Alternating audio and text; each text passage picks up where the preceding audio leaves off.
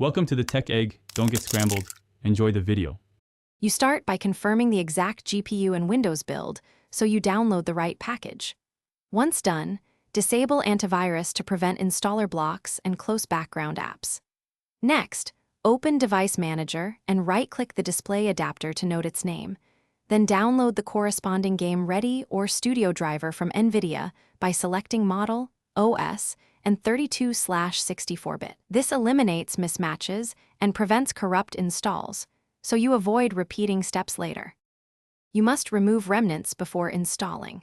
Boot into safe mode and run display driver uninstaller to wipe Nvidia and Intel/AMD traces.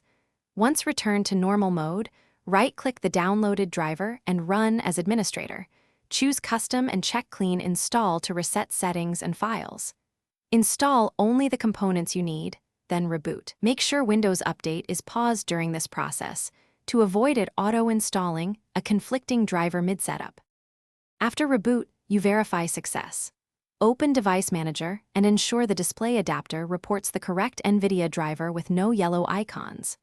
Install Phys X and HDMI audio if your setup requires it, and update GeForce Experience only if you want auto updates.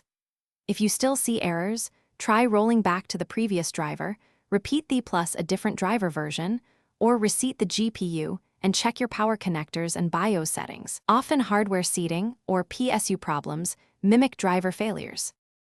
Thanks for watching. Consider subscribing if I helped unscramble your problems.